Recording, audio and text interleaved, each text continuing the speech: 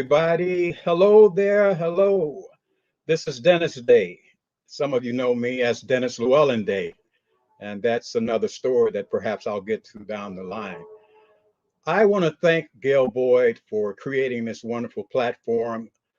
I've enjoyed it so immensely. It's been such a godsend over the months and the last 2 years, in fact, during this pandemic that's had us with cabin fever and being locked down. And she's provided so much rich information and music and narratives and stories of colleagues and up and coming artists that it's just been a real treat to be a part of the audience. And now here I find myself as being an invitee and her guest. So thank you for having me, Gail. And thank you for all that you do for the jazz community and for this city and uh, the for the world as far as that goes, because you are seen worldwide.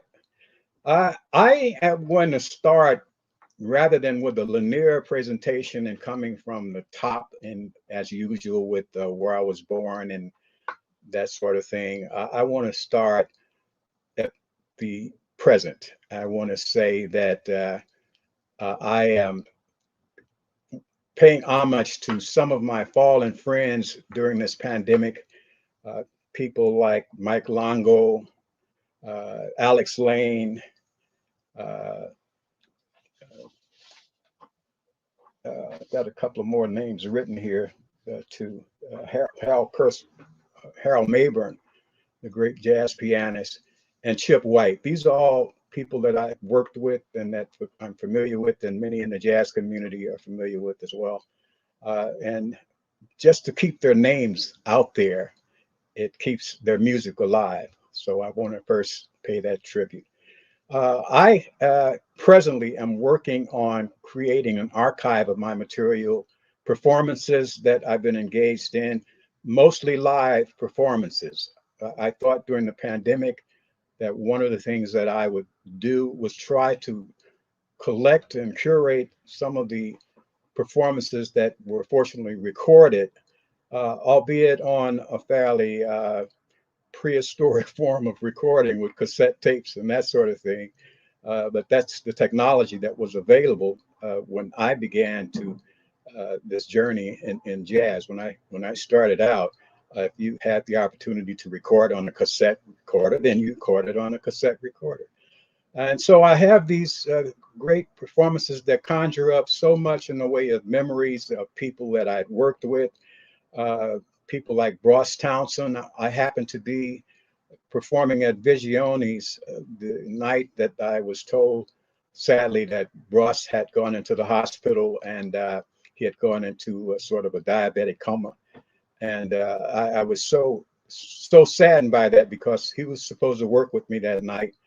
And I got that call that he wouldn't be able to come in for the gig.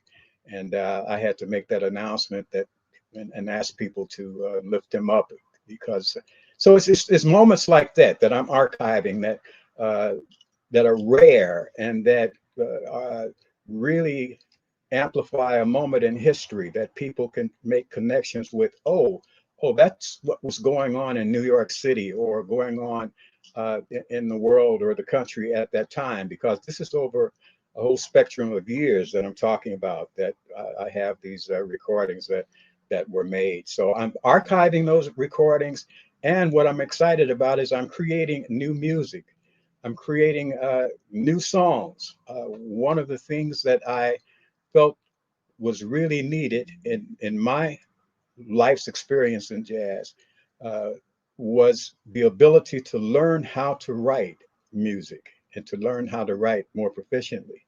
And so I undertook the process of studying piano, and I've been doing that for many months now during the pandemic, and not within mind being a virtuoso performer, but being competent enough to be able to sit down at a piano and write out charts and being able to sequence the chords in terms of their structure, AAB and AABB, AB, AB, and the different forms of writing verse and chorus, so that as an as a singer, as an artist, when one is engaged with musicians, competent musicians who uh, really perform on a very high level with the type of musicality that they bring to that experience, I wanted to be able to feel as much a part of the musicianship as they. It's not easy to be out in front performing as a singer, uh, but it also helps the musician and the singer when the musician has some grasp on the actual craft and technique. And I've known that for many years, and I felt that I could strengthen my whole performance uh, with that if I continue to move in that direction. And so I've undertaken music in that respect, and I've even enrolled at the Berklee College of Music in Boston on their online program. And I'm currently taking a course in music, in writing songwriting, a songwriting course. I wanted to begin with that because it's what's important is what's going on now for most of us, where we are now. It took a long time to get to this point. And so that's why I thought it would be a more interesting departure to talk about where I am at this moment in time, rather so much than coming down in a very, as I said, linear track and giving you where I came from and how I got here. Um, Now, I'll start with or go back to, if I may just jump out of position for a moment. I was born in East Chicago, Indiana. That's right outside of Chicago, over the Indiana state line. And it's an industrial town. It's the home of both the mothers of Stevie Wonder and of Michael the Jackson family. That's kind of a distinction that among many others that the city has. But music was always a great attribute of growing up in the Chicago area and in that smaller community as well. It was a very diverse community. There was a lot of diverse music, music from every ethnic center, uh, Eastern European, Caribbean, African American. So there was a Hispanic, Chicano. So there was a range of music, and the schools were all involved in music education. So that was a benefit and something that we could really count on with regard to uh, learning the basics of music. I learned early on the music that was in the canon of show music. We had concerts each fall, winter, and spring, and summer, and well, not summer, but we had concerts during the school year. And during the school year, those concerts would be very well prepared, very well produced, and they would usually be show tunes or tunes that reflected the American songbook, the Great American Songbook. And in doing so, I was able to bring my repertoire in that area as a part of the foundation as I began to sing jazz many, many years later. Uh, I came from a family that was musical in the sense that my mother was a very fine singer. Actually, she was a great singer. And not being biased or not being immodest, she received a commendation from the U.S. Congress, congressional citation, commendation for her service in song and ministry. And she was actually discovered by Oprah Winfrey at a church function where Oprah was the keynote speaker and heard her sing, and she uh, got behind the church and other churches there to encourage her to record an album. And that album is a part of my story in the sense that for many years I had been away from jazz, from music, pursuing my education and pursuing careers and that sort of thing. And it was at a point where I knew or had an epiphany that music is something that I should be engaged in. And that point was 9/11. And 9/11, I happened to be down in the area where the planes hit. And like so many others who worked in Lower Manhattan and the Wall Street district, I was thinking maybe it was the end of the world, that this was the apocalypse. And so as I tried to struggle out of that moment, of course, everything was going through my mind with respect to am I going to make it out? Is this the end of the world? Is this World War III or what? And I thought about the things that I had not done, unfinished business. And so one of the things that I did, having survived that ordeal, I decided to resuscitate my mother's music. She had recorded a CD, and it was really recorded at the behest of Oprah, who encouraged the churches to get behind her and say that this was a voice that should be for posterity and that it should be recorded. And they took heed, and for a year they raised funds and produced an album. She produced an album after that year's time that I'm very proud of. And it was only she and the pianist on that CD, on that album, rather. It was a vinyl album. And I decided that I would reintroduce it to the world with some of my jazz friends. So I contacted my late friend Bob Cunningham, bass player, the great J.D. Perrin, a wind instrumentalist, lives here in New York City, originally from St. Louis. Dr. Gregory Porter, who's a music director at Convent Avenue Baptist Church, where I was a choir member for some time. And I called on Gregory, and he came. Gregory is also one of the only singers to perform or performers at the Million Man's March. They used to call him the Black Pavarotti, but he could be his own equivalent of Pavarotti and is on his own terms, but that's how great he is. But at any rate, Gregory came in and helped make that album, and that really signaled my real desire to get involved in producing and in performing, and to looking at music as something that makes a statement and has longevity and can change lives and can inspire people and inform their sensibilities about how they're feeling about themselves and the world around them. Excuse me.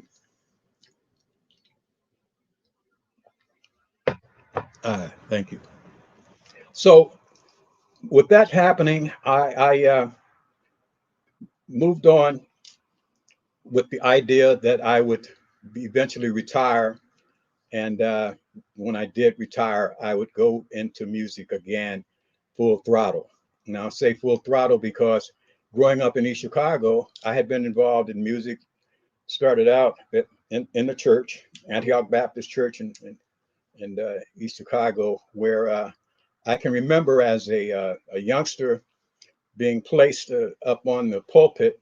It was some show like an Easter show. Everybody had something to do in the black church on Easter. It was like, you did an Easter speech or you sang or you whistled or whatever. And my mother had gotten me a song called, I never heard of it, the Whiff and Poof song. And the Whiff and Poof song is the song that's a kind of a moniker of Yale University. The Yale University Glee Club always sings that as its signature song. It's their moniker. It really is. And I didn't know that as a youth. It had words. We're poor little lambs who have gone astray. Ba ba ba ba. We are little black sheep who have lost our way. Ba ba ba. And he goes on and on. But I was a kid, and she put me up there, and they laughed and say, "Yeah, little brother Day, yeah, yeah, yeah." And that kind of started it, and then the next song was Without a Song. And I began to sing around not only the church, but in community gatherings and talent shows growing up in my high school years. Put together a group after my athletic dream kind of was burst after spring training for football in my freshman year, and I learned that I couldn't come back out because of a childhood ailment that I fortunately had overcome, but because I'd had it, I wasn't able. But that's a whole departure. But that's what was a platform for me to become involved in music. my family said we were at dinner. I never forget, and said, you have a lot of other talents, and you like music and can sing, and I pursued it with a vengeance. So we'd sing under the street lights, and we'd sing at sock hops. There's a movie called Four Friends, a great movie by Steve Tessage, who was a classmate in the sense that he was a senior. uh, he was ahead of me, but we were in the same school, and I knew who he was, and he knew who I was. And he used a group in that movie, The Four Friends, a great movie. And Steve and Tessage, he won an Academy Award for Breaking Away, which is a movie about the great little Indy 500 bicycle races in Indianapolis. It won an Academy Award. At any rate, he used the scene of our group, which was really a kind of a stand-in situation of using the culture as it were at that time. And it was a culture of sock hops and dances. And we did a number of those. And we were an integrated group. And that was sort of novel because this was the 60s. So I'm going way back. But my roots go way back to that type of formation in which we would go to one another's houses, and we would perform, on the black side of town and the white side of town, and that's where towns were and still are, unfortunately, and in many instances. But in East Chicago, because of the great diversity, uh, there was there was not much of an opportunity to really segregate yourselves away from the processes of recreation and education.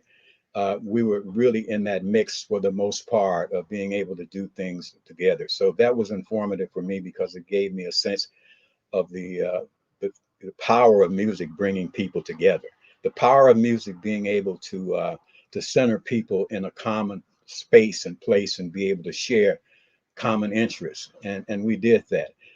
Uh, Coming out of East Chicago, I left the steel mill where I was working and went to Fisk University. We had albums in our home and lots of recordings. And uh, we had one that was the Fisk Jubilee Singers, who uh, were world renowned for many, many years, since the 1870s. And I listened to that album often, and I knew the story behind them, and I was very impressed with that and the school in terms of its reputation for what it was doing in the social justice area.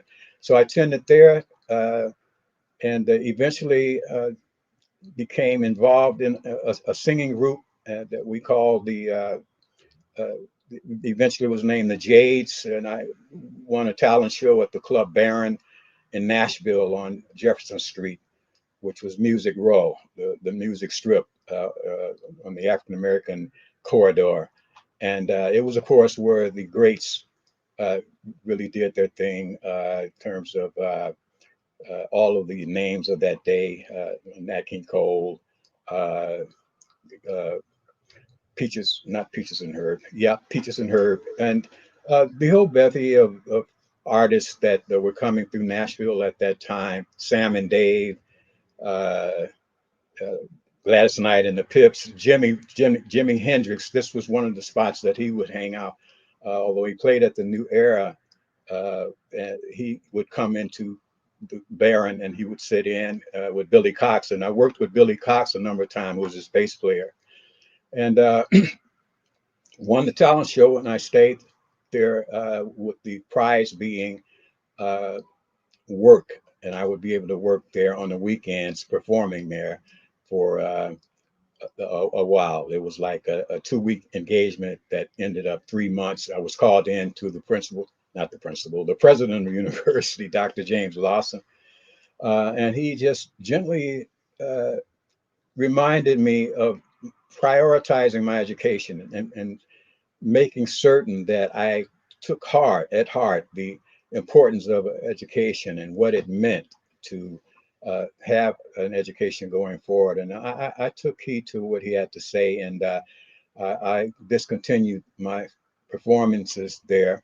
And my roommate, Frank Smith from Cleveland, he he and I put together a little team, and we went down on Music Row, and we were able to get work on Music Row, the Capitol Records and Mercury and others, doing demo records for people like Conway Twitty and Ricky Nelson and Charlie Country Pride, tons of them. And they would interpret them and decide whether they wanted to record them or not. But we would have pre-performed them and prepared them, and they would in turn get them. Um, then I flash forward, I got into graduate school at the University of Chicago after leaving Fisk, and Fisk had served me well. I performed in the Fisk choir, not to be confused with the Fisk Jubilee Singers. The Fisk choir, although many of Fisk Jubilee Singers were in the Fisk choir, we got to tour to Philadelphia, where we performed with the Philadelphia Academy, uh, at the Philadelphia Academy of Music with the Philadelphia Philharmonic Orchestra. And Eugene Ormandy, the greatest conductor of the 20th century, one of the greatest, arguably one of the greatest conductors of the 20th century. He was the director of the orchestra at that time, and it was a seasonal concert. And I did a duet with a tenor who was a Jubilee singer, and we did a tenor duet with the choir and the orchestra. And there I was taking my cue from Eugene Ormandy. It was amazing. I had been in my steel-toed metal tarsal shoes at the steel mill, like, a couple of years earlier. And there I was, like at the Academy of Music. So that was inspirational for me. And that was something that I consider as a turning point in terms of realizing the grandeur of music and the power of music, and to see that full spectrum of people and the audiences stacked in that lofty environment of ambiance and European decorum that goes with the classical music. Uh, Came back to Nashville and finished my degree and moved back to Chicago, where I soon got involved in my education again with the degree at the University of Chicago as a Ford Foundation Fellow. And upon completing that degree, uh, I was married at the time. We had two children by that marriage, two beautiful children.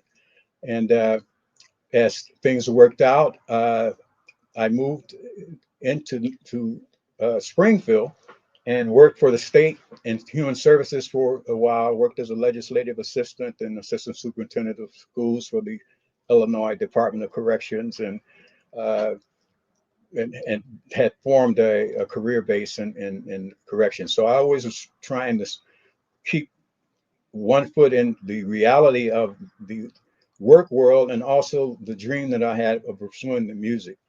And that dream again incubated at 9/11, where I began to record music and write my own songs.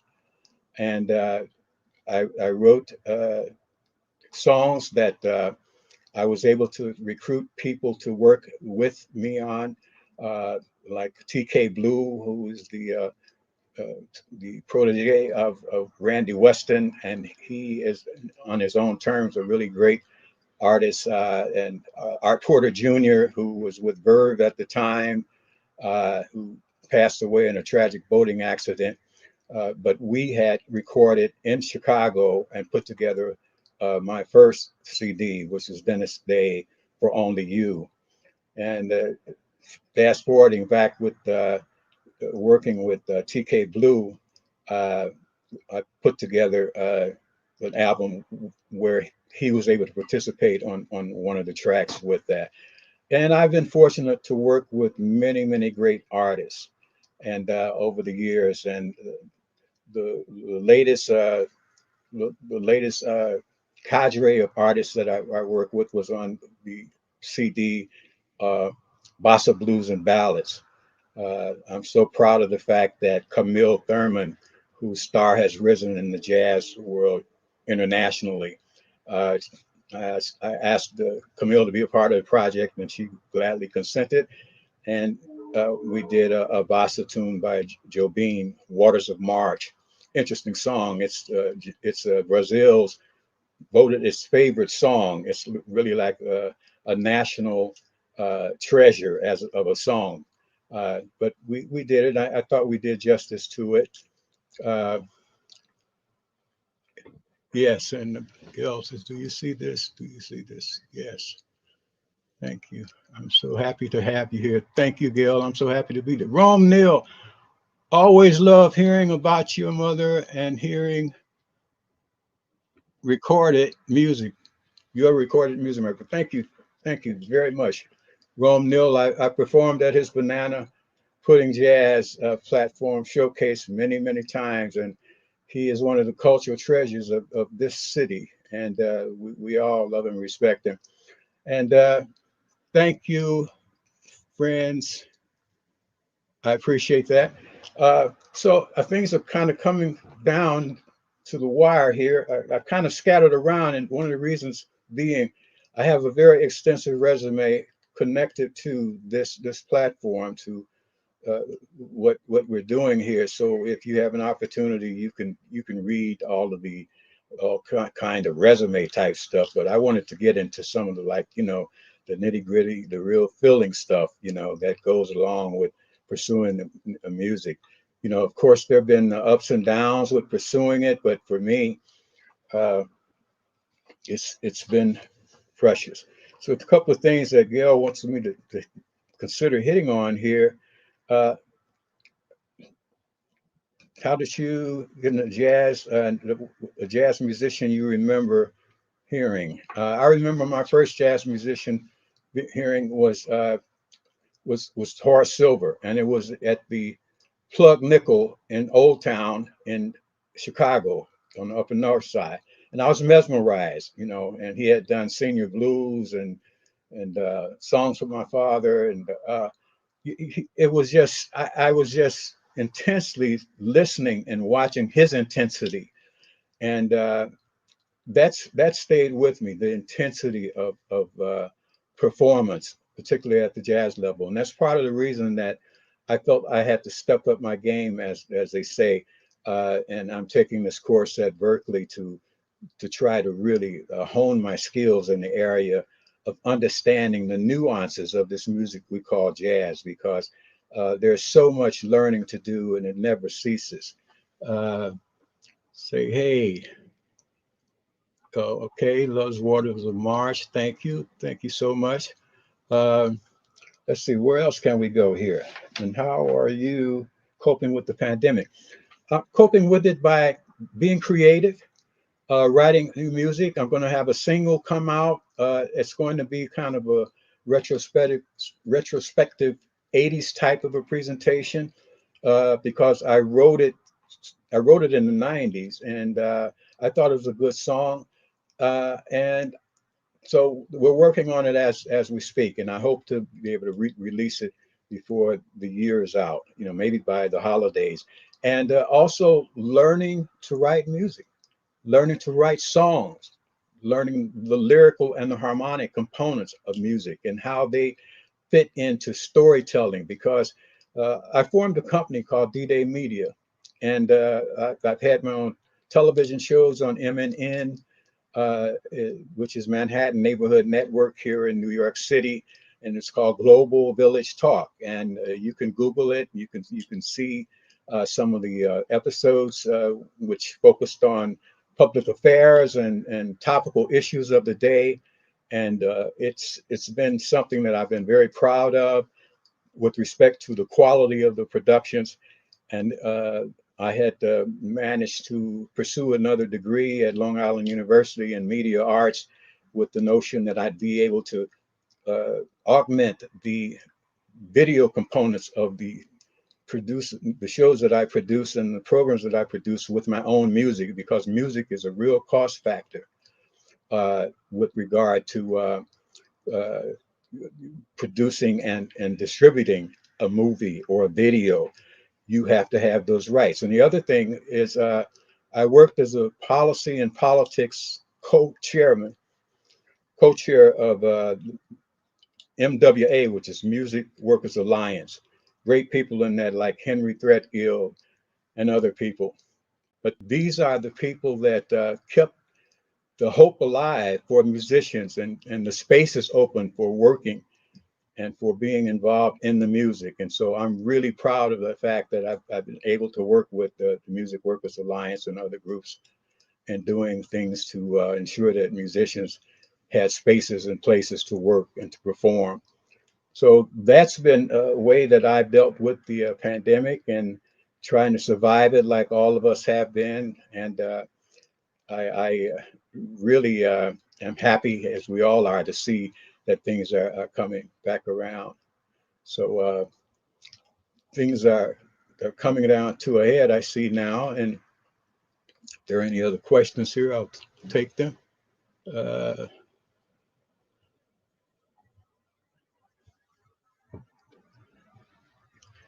yes.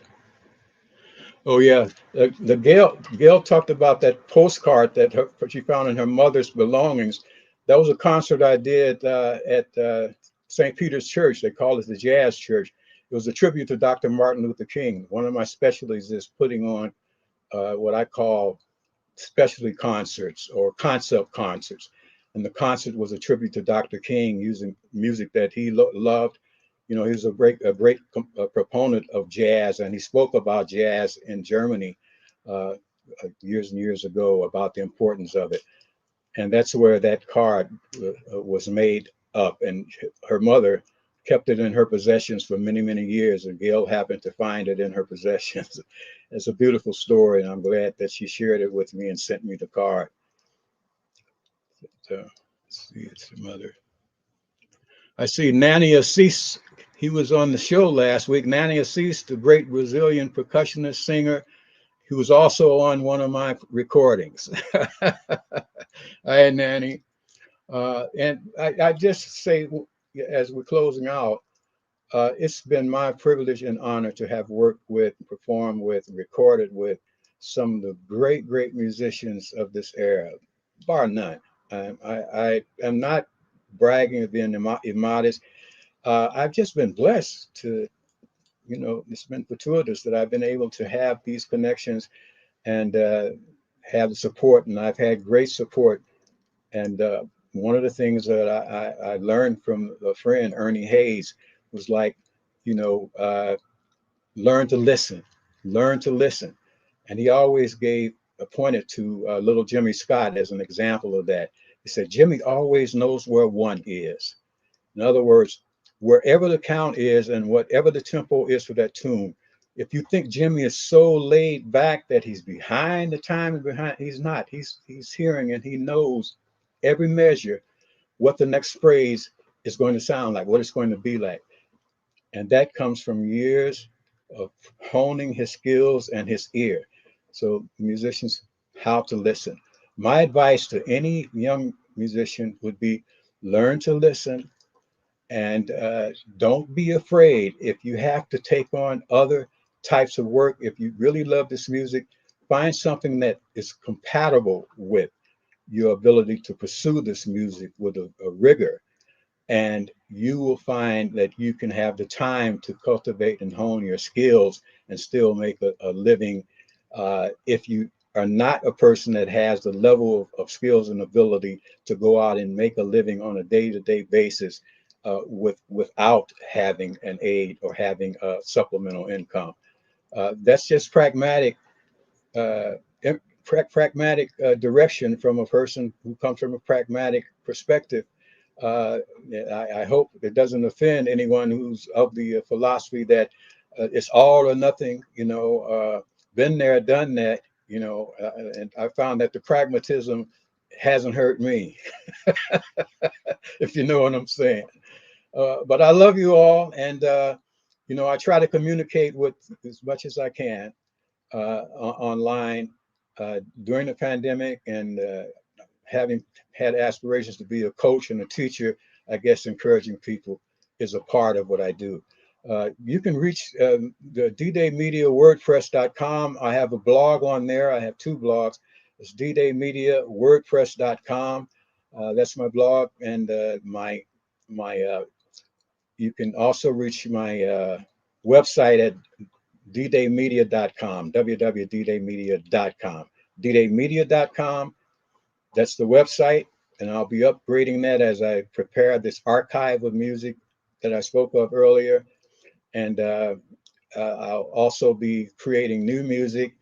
And I have seasonal music, so if you hear that Sweet Horn of Patience Higgins, who's on both of my seasonal albums, Christmas, I'll say seasonal. Some people, the politic of it is that, you know, some have a preference for how you call it.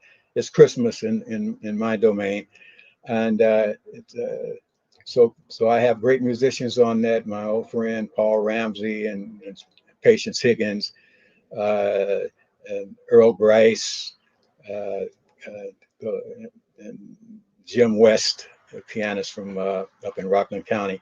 So a great congregation of people. And as I prepare the album back in the day, that's the tentative title. It's going to be original music and some remakes of from my earlier album, which is For Only You. So the albums, I'll just give you a sense when I'm talking about. That's my latest album. That's Bossa Blues and Ballads.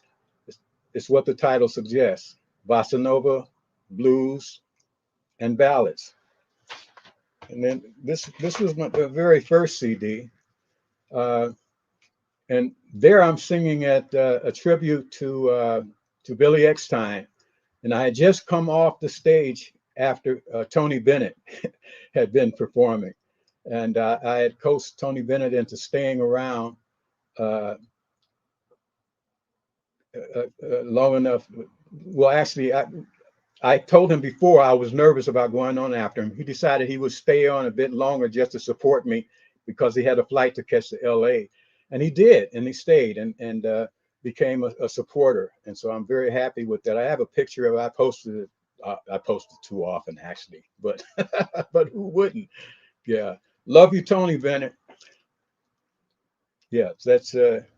And this is the album that I produced with my mother, Irene Day Comer. After my father deceased, she remarried Irene Day Comer, and it's touched somebody's life. But the original title was "He's Everywhere." He's everywhere. Uh, there. Let's see if you have any more questions here. Uh,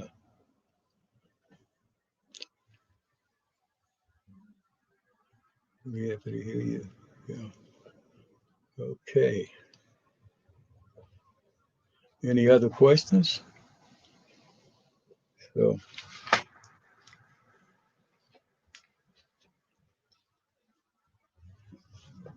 and I've gotten to do a number of gigs, of course, all over. I was involved in the International Portland Jazz Festival. I performed there, the Vancouver Jazz Festival, uh, a, a couple of times now, the Harlem Festival, Harlem Week, but it's now Harlem Month. Uh, that's where Camille Thurman uh, performed with me on that engagement. That's before, as a kid said, she blew up. Not long after that, she really started to take off. But I was really happy to get her. I could see her talent and her gifts even back then. You know, this was 15 years ago or so, and she was very special indeed. Uh, and so the idea for me has been to develop my talents, hone my skills, provide support to the jazz community, and continue to try to be creative and let that creativity be based upon my truth. Uh, there's a there's a quote that I recall reading about Orson Welles, a great artist, filmmaker, writer, author, raconteur, and he says the reason that he writes is to reveal the lies. He writes, he's compelled to write to reveal the lies, to seek the truth. And I think every artist needs to have a motive for why they do something. for why they're involved in the pursuits that they have. And I kind of like that idea of like writing things that speak a kind of a truth. One of the songs I've written is called African Musing, and I wrote that right after 9/11.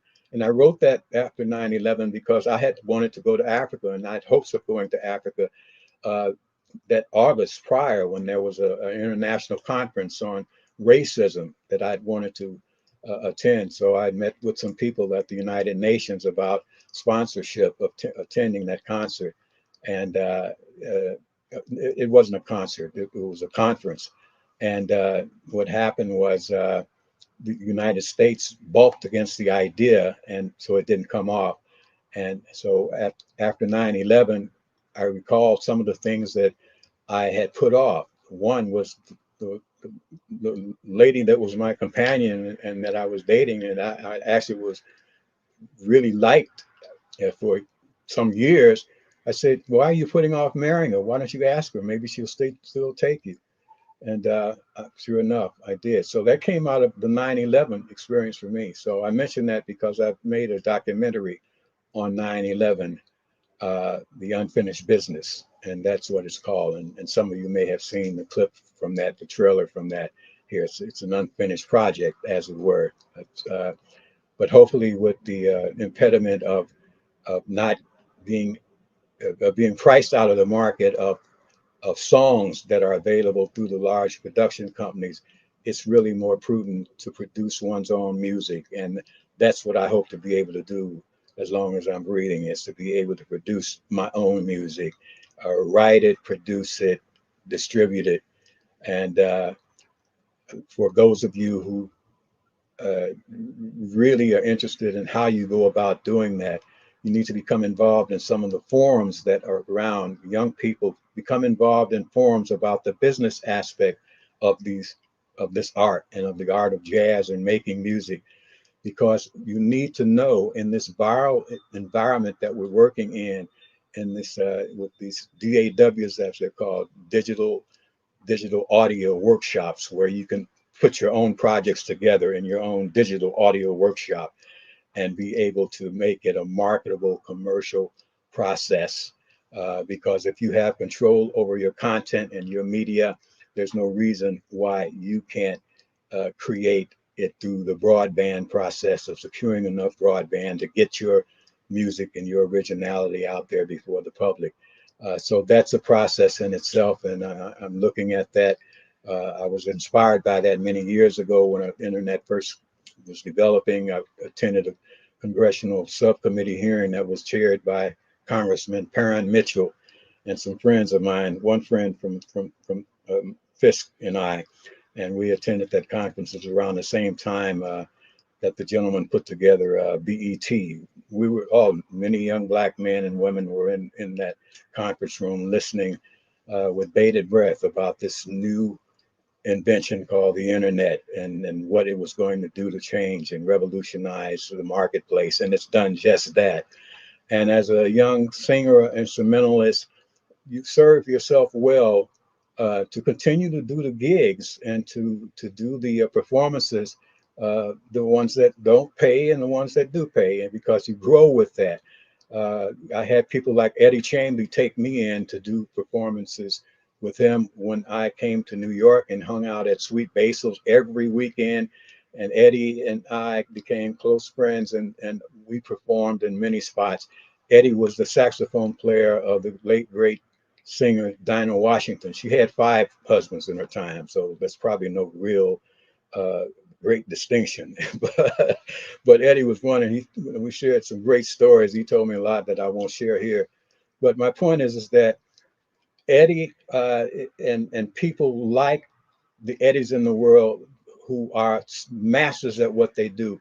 When you have an opportunity to work with people like that, like I've had with people like Patience Higgins and people like Harold Mayburn and people like Richard Wyans, the great Richard Wyans, who was the pianist to Ella Fitzgerald and so many others, and Alex Blake, who just left us, who was with Johnny Hartman and Marion McKeeba. And You know, so I could go on and on, and I pinch myself sometimes because the people that I have worked with, they lift me, and that's the process.